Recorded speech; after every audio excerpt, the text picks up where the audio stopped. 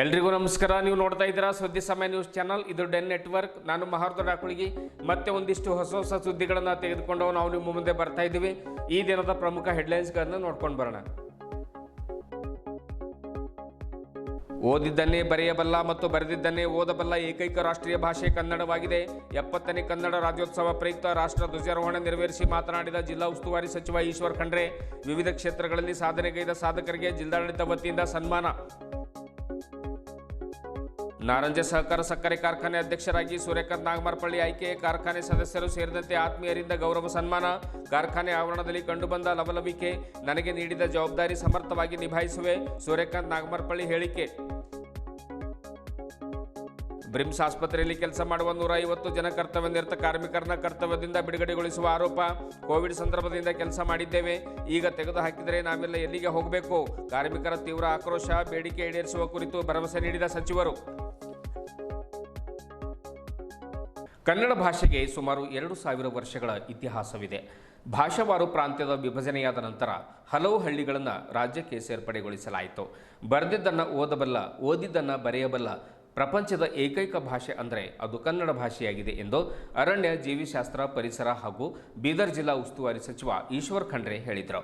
ನಗರದ ನೆಹರು ಮೈದಾನದಲ್ಲಿ ಜಿಲ್ಲಾಡಳಿತದ ವತಿಯಿಂದ ಆಯೋಜನೆ ಮಾಡಿರುವಂತಹ 70ನೇ ಕನ್ನಡ ರಾಜ್ಯೋತ್ಸವ ಪ್ರಯುಕ್ತ ರಾಷ್ಟ್ರ ಧ್ವಜಾರೋಹಣವನ್ನು ನೆರವೇರಿಸಿ ಅವರು ಮಾತನಾಡ್ತಾರೆ.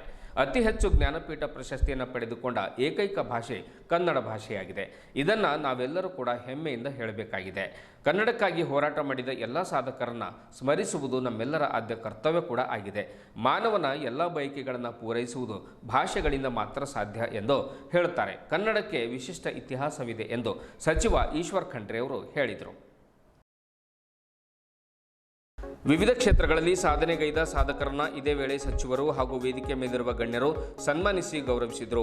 ಸ್ವರೂಪರಾಣಿ ಪಾಟೀಲ್, ರೇಖಾ ಅಪ್ಪರಾವ್ ಸೌದಿ, ಡಾಕ್ಟರ್ ಸುನೀತಾ ಕೂಡ್ಲಿಕರ್, ಮಲ್ಲಮ್ಮ ಸಂತಾಜಿ ಸೇರಿದಂತೆ ಹಲವರನ್ನ ಜಿಲ್ಲಾ ರಾಜ್ಯೋತ್ಸವ ಪ್ರಶಸ್ತಿ ನೀಡಿ ಸನ್ಮಾನಿಸಲಾಯಿತು. ರಾಜ್ಯೋತ್ಸವದ ಪ್ರಯುಕ್ತ ವಿವಿಧ ತುಕಡಿಗಳಿಂದ ಗೌರವ ವಂದನೆ ಸ್ವೀಕಾರ ಮಾಡ್ತಾರೆ. ಶಾಲಾ ಕಾಲೇಜಿನ ಮಕ್ಕಳಿಂದ ಸಾಂಸ್ಕೃತಿಕ ಕಾರ್ಯಕ್ರಮಗಳು ಗಮನ ಸೆಳೆದವು.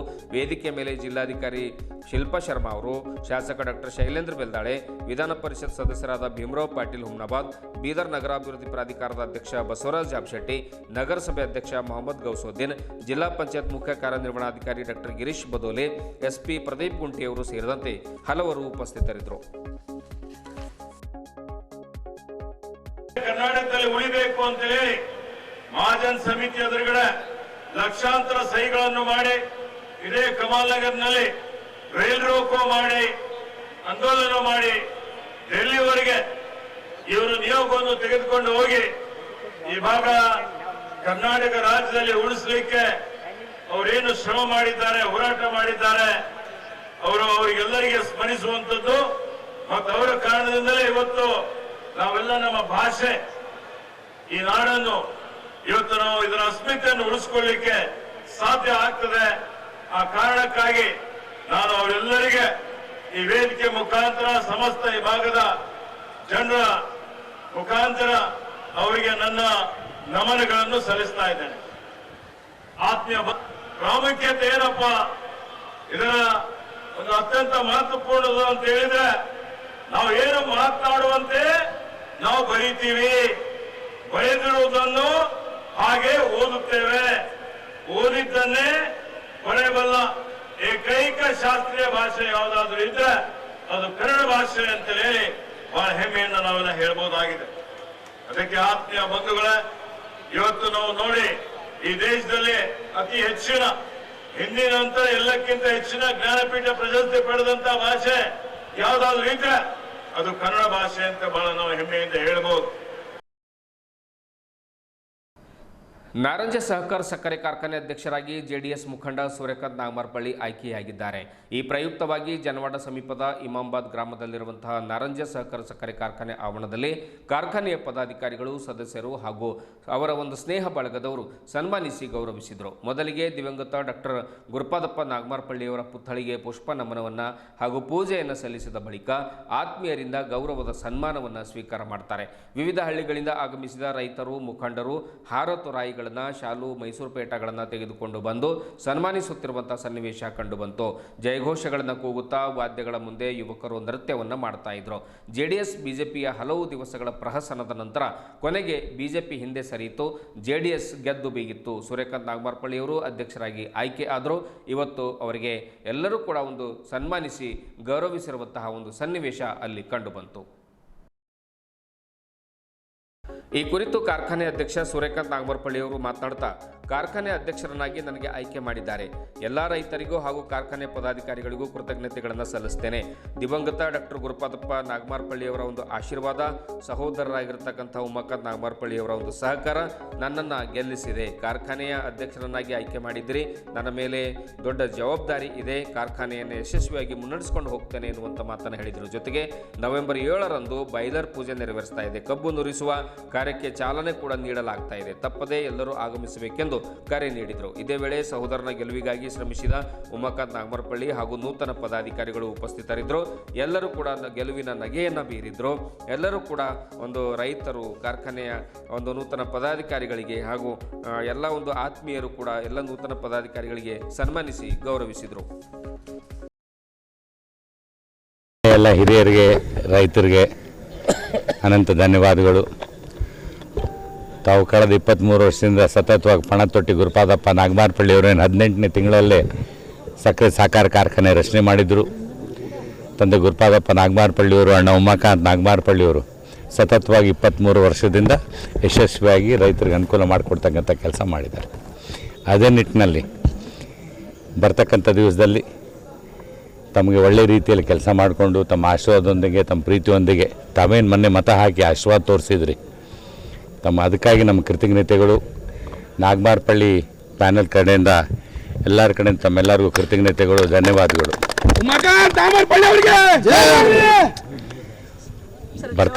ಜವಾಬ್ದಾರಿ ಇನ್ನೂ ಹೆಚ್ಚಿಗೆ ಆಗಿದೆ. ಅಂದರೆ ಭಾರ ಜಾಸ್ತಿನೇ ಇದೆ ನಿಮ್ಮ ಮೇಲೆ, ನಿರೀಕ್ಷೆ ಬಹಳಷ್ಟಿದೆ. ಏನು ಹೇಳ್ತೀರಿ? ರೈತರದ್ದು ಪ್ರೀತಿ ಮತ್ತು ವಿಶ್ವಾಸ ಕಮಿಟಿ ಸದಸ್ಯ ಜಲ್ದಿ ನಿರ್ಮಾಣ ಮಾಡ್ತಕ್ಕಂಥ ಕೆಲಸ ಮಾಡ್ತೀವಿ. ಅನುಕೂಲತೆ ಆಗ್ಬೋದು ಸರ್, ಇದು ಒಂದು ಹೊಸ ಪ್ಲಾನ್ ಬರೋದು ಏನೆಲ್ಲ ಅನುಕೂಲತೆ ಆಗ್ಬೋದು? ಎನಿ ನ್ಯೂ ಪ್ಲಾಂಟ್, ಯಾವುದೇ ಹೊಸ ಪ್ಲಾಂಟ್ ಬಂದರೆ ಎಂಪ್ಲಾಯ್ಮೆಂಟ್ ಕ್ರಿಯೇಟ್ ಆಗ್ತದೆ. It will generate financial source for the industry. If any financial source or income comes to industry, it will definitely go to the farmers. So ರೈತರಿಗೆ ಅನುಕೂಲ ಆಗ್ತಕ್ಕಂಥ ಕೆಲಸ ಆಗ್ತದೆ, ರೈತರಿಗೆ ಬೆನಿಫಿಟ್ ಆಗ್ತದೆ. ಈಗ ರೈತರು ರಾಮ ಲಕ್ಷ್ಮಣ ಅಂತ ನೋಡ್ತಾರೆ, ಪೂಜ್ಯರನ್ನ ಇವತ್ತಿಗೂ ಪ್ರೇಸ್ ಮಾಡ್ತಾರೆ. ಗುರುಪಾದಪ್ಪ ನಾಗಮಾರ್ಪಳ್ಳಿ ಕುಟುಂಬ ಅಂದ್ರೆ ಒಂದು ರೀತಿಯಲ್ಲಿ ಪ್ರೇಸ್, ಅವ್ರು ನೋಡೋ ದೃಷ್ಟಿಕೋನನೇ ಬೇರೆ. ಸೊ ಯಾವ ರೀತಿ ದೇವರ ಮೇಲೆ ಇಕ್ಕಿರೋ ವಿಶ್ವಾಸ, ಅಣ್ಣ ಉಮಾಕಾಂತ್ ನಾಗಮಾರ್ಪಳ್ಳಿಯವರ ಮೇಲೆ ಇಕ್ಕಿರೋ ವಿಶ್ವಾಸ, ನಾವೆಲ್ಲ ಕಮಿಟಿ ಸದಸ್ಯರು ಹಾಗೂ ಎಲ್ಲ ಸಿಬ್ಬಂದಿಗಳು ಎಲ್ಲ ಸೇರಿ, ಸ್ಟಾಫು, ನಾವು ಎಲ್ಲ ಸೇರಿ ಒಳ್ಳೆ ರೀತಿಯಲ್ಲಿ ಕೆಲಸ ಮಾಡ್ಕೊಂಡು ಹೋಗ್ತೀವಿ. ಅವರೇನಿಷ್ಟು ಅತ್ಯಂತ ಬಹುಮತದಿಂದ ಮತ ಹಾಕಿ ಆಶೀರ್ವಾದ ಮಾಡಿದ್ದಾರೆ, ಸಹಕಾರ ಮಾಡಿದ್ದಾರೆ ಪ್ರತಿಯೊಬ್ಬರಿಗೂ, ಅವ್ರಿಗೂ ಕೂಡ ನಾನು ಧನ್ಯವಾದಗಳು. ಅವ್ರ ಜೊತೆಗೆ ನಾವು ಇದೀವಿ. ಬರ್ತಕ್ಕಂಥ ದಿವಸದಲ್ಲಿ ಇನ್ನು ಹೆಚ್ಚಿನ ಮಟ್ಟಿಗೆ ಕೆಲಸ ಮಾಡ್ತಕ್ಕಂಥ ಕೆಲಸ ನಾವು ಮಾಡ್ತೀವಿ. ಸುಮಾರು 3-4 ತಿಂಗಳಿನಿಂದ ನಮಗೆ ಸಂಬಳ ಕೂಡ ನೀಡ್ತಾ ಇಲ್ಲ. 8 ವರ್ಷಗಳಿಂದ ಆದೇಶ ಪ್ರತಿ ನೀಡಿಲ್ಲ. ಹೀಗಿರುವಾಗ ಈಗ ನಮಗೆ ಕೆಲಸದ ತೆಗೆದು ಹಾಕುತ್ತೇವೆ ಎಂದು ಹೇಳ್ತಾ ಇದ್ದಾರೆ. ಆರ್ಡರ್ ಕಾಪಿ ಅಂದರೆ ಆದೇಶ ಪ್ರತಿಯನ್ನು ಕೇಳಿದರೆ ಇವತ್ತು ಕೊಡ್ತೀವಿ, ನಾಳೆ ಕೊಡ್ತೀವಿ ಅಂತ 8 ತಿಂಗಳು ಸಮಯನ ತೆಗೆದುಕೊಂಡ್ರೂ ಕೂಡ ಬ್ರಿಮ್ಸ್ ಆಸ್ಪತ್ರೆಯಲ್ಲಿ ನಿರ್ದೇಶಕರು ಆರ್ಡರ್ ಕಾಪಿ ಕೊಟ್ಟಿಲ್ಲ. ಈಗ ನಾವು ಎಲ್ಲಿಗೆ ಹೋಗಬೇಕು? ಬ್ರಿಮ್ಸ್ನಲ್ಲಿ ಕೆಲಸ ಮಾಡ್ತಾ ಇರುವಂಥ ಕಾರ್ಮಿಕರು ತಮ್ಮ ಆಕ್ರೋಶವನ್ನು ಹೊರಹಾಕಿದ್ದಾರೆ. ಬ್ರಿಮ್ಸ್ ಆಸ್ಪತ್ರೆಯಲ್ಲಿ ಎಲ್ಲವೂ ಸರಿ ಇಲ್ಲ ಎಂಬುದು ಪದೇ ಪದೇ ಸಾಬೀತಾಗ್ತಾ ಇದೆ. ಒಮ್ಮೆ 40 ಜನ ವೈದ್ಯರನ್ನ ಕರ್ತವ್ಯದಿಂದ ಬಿಡುಗಡೆಗೊಳಿಸ್ತೇವೆ ಅಂತಾರೆ, ಮತ್ತೊಮ್ಮೆ ವೈದ್ಯರು ಹೋರಾಟವನ್ನು ಮಾಡ್ತಾರೆ, ಮತ್ತು ಈಗ ಕಾರ್ಮಿಕರನ್ನು ಅಲ್ಲಿ ಕೆಲಸ ಮಾಡ್ತಕ್ಕಂತಹ ಡಿ ಗ್ರೂಪ್ ನೌಕರನ್ನ ಕರ್ತವ್ಯದಿಂದ ತೆಗೆದುಹಾಕ್ತೇವೆ ಎನ್ನುವಂಥ ಧಮಕಿಯನ್ನು ಹಾಕ್ತಾರೆ. ಏನಾದರೂ ಕೇಳಲಿಕ್ಕೆ ಹೋದರೆ ನಮಗೆ ಸೌಲಭ್ಯ ಕೊಡಿ, ಸಂಬಳ ಕೊಡಿ ಅಂತ ಕೇಳಕ್ಕೆ ಹೋದರೆ ನಿಮ್ಮನ್ನು ತೆಗೆದುಹಾಕ್ತೀವಿ ಎನ್ನುವಂಥ ಮಾತನ್ನು ಹೇಳ್ತಾರೆ. ಹೀಗಿರುವಾಗ ನಾವೆಲ್ಲ ಏನು ಮಾಡಬೇಕು? ನಮ್ಮ ಬದುಕು ಬೀದಿಗೆ ಬರುತ್ತೆ ಎನ್ನುವಂಥ ಮಾತನ್ನು ಕೂಡ ಅವ್ರು ಹೇಳ್ತಾ ಇದ್ದಾರೆ. ಈ ಕುರಿತು ಸಚಿವ ಈಶ್ವರ್ ಖಂಡ್ರೆ ಅವರಿಗೆ ಮನವಿಯನ್ನು ಸಲ್ಲಿಸ್ತಾರೆ. ಈಶ್ವರ್ ಖಂಡ್ರೆ ಅವರು ಮನವಿಯನ್ನು ಸ್ವೀಕಾರ ಮಾಡ್ತಾರೆ. ಮಾಡ್ತಾರೆ. ಬಳಿಕ ಮೇಲಾಧಿಕಾರಿಗಳೊಂದಿಗೆ ಮಾತನಾಡ್ತಾರೆ. ನಿಮ್ಮ ಬೇಡಿಕೆಯನ್ನು ಈಡೇರಿಸಲಿಕ್ಕೆ ನಾನು ಪ್ರಯತ್ನ ಮಾಡ್ತೇನೆ, ಅದನ್ನು ಪರಿಶೀಲನೆ ಮಾಡ್ತೇನೆ ಎನ್ನುವಂಥ ಭರವಸೆಯನ್ನು ಕೂಡ ಸಚಿವರು ಅವರಿಗೆ ಭರವಸೆಯನ್ನು ಕೊಟ್ಟು ಹೋಗ್ತಾರೆ. ಹೀಗಿರುವಾಗ ನೌಕರರ ಸ್ಥಿತಿ ಅಯೋಮಯ ಆಗಿರ್ತಕ್ಕಂಥದ್ದು. ಮಹಿಳೆಯೊಬ್ಬರು ತಮ್ಮ ನೋವನ್ನು ಮಾಧ್ಯಮದ ಮುಂದೆ ತೋಡಿಕೊಳ್ತಾ, ನಾವು ಸುಮಾರು 7-8 ವರ್ಷಗಳಿಂದ ಕೋವಿಡ್ ಸಂದರ್ಭದಲ್ಲಿ ಕೂಡ ಸಣ್ಣ ಸಣ್ಣ ಮಕ್ಕಳನ್ನು ಮನೆಯಲ್ಲಿ ಬಿಟ್ಟು ಬಂದು ಕೆಲಸ ಮಾಡಿದ್ದೀವಿ. ಗಂಡಂದರಿಗೆ ಸರಿಯಾಗಿ ಅವರಿಗೆ ಒಂದು ಮನೆಯಲ್ಲಿ ವ್ಯವಸ್ಥೆ ಮಾಡದೇನೆ ನಾವು ಕೋವಿಡ್ ಸಂದರ್ಭದಲ್ಲಿ ಜೀವದ ಹಂಗನ್ನು ತೊರೆದು ಬ್ರಿಮ್ಸ್ ಆಸ್ಪತ್ರೆಯಲ್ಲಿ ಕೆಲಸ ಮಾಡಿದ್ದೇವೆ. ಹೀಗಿರುವಾಗ ನಮ್ಮಂಥ ಸೀನಿಯರ್ಗಳನ್ನು ಕೆಲಸದಿಂದ ತೆಗೆದುಹಾಕಿ ಇವರು ಏನು ಸಾಧಿಸ್ತಾರೆ, ಪೇಷಂಟ್ಗಳ ಗತಿ ಏನಾಗಬೇಕು, ಆಸ್ಪತ್ರೆ ಸ್ಥಿತಿ ಏನಾಗಬೇಕು, ಸ್ವಚ್ಛತೆ ಕೆಲಸ ಏನಾಗಬೇಕು. ನಾವೆಲ್ಲ ಸಣ್ಣ ಸಣ್ಣ ಕೆಲಸಗಳನ್ನು ಅತ್ಯಂತ ನಿಷ್ಠೆಯಿಂದ ಮಾಡಿದ್ದೇವೆ, ಸ್ವಚ್ಛತೆಯನ್ನು ಕಾಪಾಡಿದ್ದೇವೆ. ಆದರೆ 8 ವರ್ಷ ಮಾಡಿದರೂ ಕೂಡ ಮತ್ತೆ ನಮ್ಮ ಕೆಲಸ ನಮಗೆ ಖಾತ್ರಿ ಇದೆ ಅನ್ನುವಂಥ ಗ್ಯಾರಂಟಿ ಇಲ್ಲಿಲ್ಲ ಅನ್ನುವಂಥ ಒಂದು ಆಕ್ರೋಶವನ್ನು, ಒಂದು ನೋವನ್ನು ಒಂದು ಡಿ ಗ್ರೂಪ್ ನೌಕರರು ಈ ಸಂದರ್ಭದಲ್ಲಿ ವ್ಯಕ್ತಪಡಿಸ್ತಾರೆ. ನಿನ್ನೆ ಮೊನ್ನೆ ಬಂದವರಿಗೆ PF ಕಟ್ ಮಾಡಿ ಎಲ್ಲ ಅನುಕೂಲ ಮಾಡಿಕೊಡ್ತಾರೆ. ಆದರೆ ನಾವು 8 ವರ್ಷಗಳಿಂದ ಕೆಲಸ ಮಾಡ್ತಾ ಇದ್ರು ಕೂಡ ನಮಗೆ PF ಸೇರಿದಂತೆ ಯಾವ ಸೌಲಭ್ಯವೂ ಕೂಡ ಇಲ್ಲಿ ನೀಡ್ತಾ ಇಲ್ಲ. ಇದ್ದಕ್ಕಿದ್ದಂತೆ ನಮಗೆ ಕೆಲಸದಿಂದ ತೆಗೆದು ಹಾಕಿದರೆ ನಾವು ಎಲ್ಲಿಗೆ ಹೋಗಬೇಕು, ನಮ್ಮ ಬದುಕು ಬೀದಿ ಪಾಲಾಗುತ್ತೆ ಎನ್ನುವಂಥ ಮಾತನ್ನು ಹೇಳಿದರು. ಆದ್ದರಿಂದ ಸಚಿವರು ನಮಗೆ ಸಹಕಾರ ಕೊಡಬೇಕು, ನಮ್ಮ ಬೇಡಿಕೆ ಈಡೇರಿಸಬೇಕೆಂದು ಮನವಿಯನ್ನು ಸಲ್ಲಿಸಿದರು. ಇದೇ ವೇಳೆ ಜಿಲ್ಲಾ ಉಸ್ತುವಾರಿ ಸಚಿವ ಈಶ್ವರ್ ಖಂಡ್ರೆ ಅವರು ಪ್ರತಿಭಟನಾ ಸ್ಥಳಕ್ಕೆ ಆಗಮಿಸಿ ಅವರ ಬೇಡಿಕೆಗಳನ್ನು ಆಲಿಸುತ್ತಾರೆ. ತಕ್ಷಣವೇ ಮೇಲಾಧಿಕಾರಿಗಳ ಜೊತೆ ಕರೆ ಮಾಡಿ ಮಾತನಾಡ್ತಾರೆ. ಅವರ ಬೇಡಿಕೆಗೆ ಸ್ಪಂದಿಸಬೇಕೆಂದು ತಿಳಿಸುತ್ತಾರೆ. ಜೊತೆಗೆ ನೌಕರರ ಮನವಿ ಪತ್ರವನ್ನು ತೆಗೆದುಕೊಂಡ ಸಚಿವರು ಇದನ್ನು ಪರಿಶೀಲನೆ ನಡೆಸುತ್ತೇನೆ ಎಂದು ಭರವಸೆ ನೀಡಿದರು. ಇದೇ ಸಂದರ್ಭದಲ್ಲಿ ಜಿಲ್ಲಾಧಿಕಾರಿ ಶಿಲ್ಪಾ ಶರ್ಮಾ ಸೇರಿದಂತೆ ಹಲವು ಅಧಿಕಾರಿಗಳು, ಮುಖಂಡರು ಉಪಸ್ಥಿತರಿದ್ದರು. ಜವಾಬ್ದಾರಿ ಆಯಾ ಇಲಾಖೆ ಮುಖ್ಯಸ್ಥರ ಜವಾಬ್ದಾರಿ. ನಾವೇನು ನೀವೆಲ್ಲ ಸ್ಟ್ರೈಕ್ ಕೂತಾಗ ನಾನು ಹೋಗಿ ಏನೇನೋ ಎಫರ್ಟ್ ಮಾಡಿ 100 ಜನರಿಗೆ ಏನೋ ಮಾಡಿಸ್ಕೊಂಡು ಅಲ್ಲ. ಈಗ ಬೇರೆ ಬೇರೆ ದಿನ ಒಂದೊಂದು ತೊಗೊಂಬಂದು ನಾನೇನು ಮಾಡ್ಬೋದು, ಸರ್ಕಾರ ಏನು ಮಾಡ್ಬೋದು. ಈಗ ಅದಕ್ಕೆ ತನಿಖೆಗೆ ಆದೇಶ ಕೊಟ್ಟಿದ್ದೇನೆ. ಅವ್ರ ಅಧಿಕಾರಿ ಬಂದು ತನಿಖೆನೂ ಮಾಡ್ತಾರೆ. ನಿವೃತ್ತ ಜಡ್ಜ್ ಅವರೊಬ್ಬರು 1 ವಾರ ಒಳಗಾಗಿ ರಿಪೋರ್ಟ್ ಕೊಡಿ ಅಂತ ಹೇಳಿದ್ದೇವೆ. ಒಂದು 10 ದಿವಸದಲ್ಲಿ ಬದಲಾವಣೆ ಮಾಡ್ತೇವೆ. ಆಮೇಲೆ ಸರಿ ಮಾಡಲಿಕ್ಕೆ ಏನು ಕ್ರಮ ತಗೋಬೇಕಾಗಿದೆ ಎಲ್ಲರಿಗೆ ನೋಡ್ಕೊಂಡು ಮಾಡ್ತಾರೆ. ನೋಡೋಣ, ಪರಿಶೀಲನೆ ಮಾಡ್ಲಿಕ್ಕೆ ಹೇಳ್ತೀನಿ.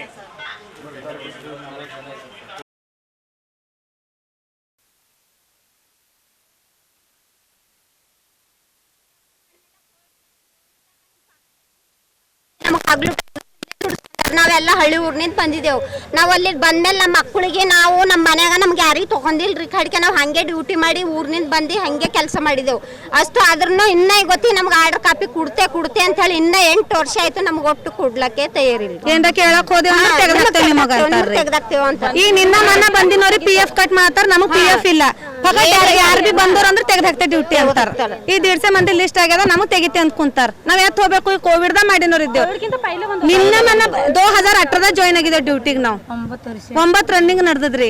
ಈಗ ಎತ್ ಹೋಗೋರಿ ನಾವೀಗ ಹಿಂಗ್ ಮಾಡಿದ್ರ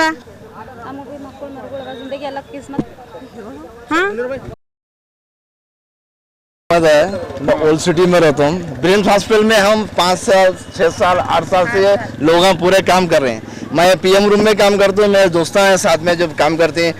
ये जो डेली बेस का कचरा रहता है वो उठाने वाले हैं, इसमें डेली सीलिंग साफ करने वाले हैं, क्लीनिंग साफ करने वाले, बाथरूम साफ करने वाले, कपड़ा धोने वाले हैं, पूरे गलीज काम करने वाले। हमारे जो पीछे तरीके लोग पूरे गलीज काम करने वाले। 4 साल से हम 5 साल से 8 साल से बहुत जने काम कर रहे हैं। मैं 4 साल से कर रहा हूँ।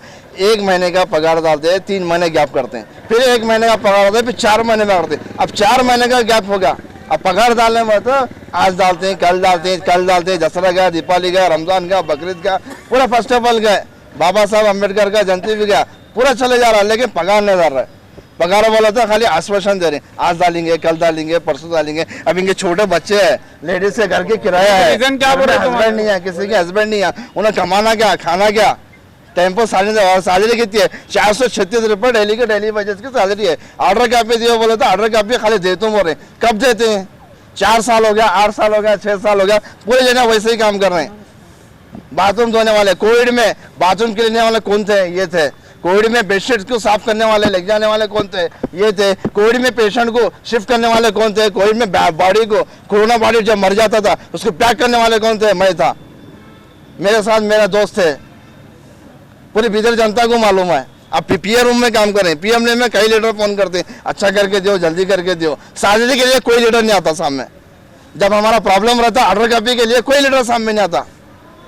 मुझे बस यही कहना है कि टाइम पे सैलरी डालो, 4 महीने का पेंडिंग है, और हमारा डीसी ऑफिस से चाइल्ड एंड लेबर डिपार्टमेंट से हमारा ऑर्डर कॉपी करके दियो, बस सबकी यही मांग है।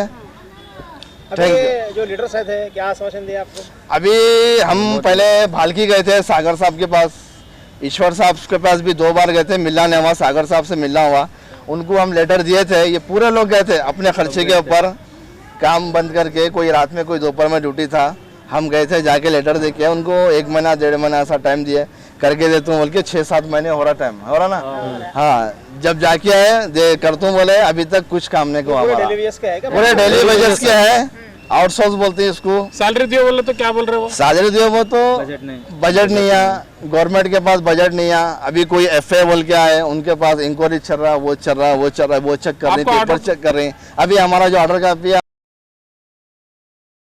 ಇದುವರೆಗೂ ಸುದ್ದಿ ಕೊಟ್ಟಿರುವ ನಾನು ಮಹಾರ್ದು ಡಾಕ್ಟರ್ಗೆ ಮತ್ತೆ ಮುಂದಿನ ವಾರ್ತೆಗಳೊಂದಿಗೆ ಭೇಟಿಯಾಗೋಣ. ವಂದನೆಗಳು.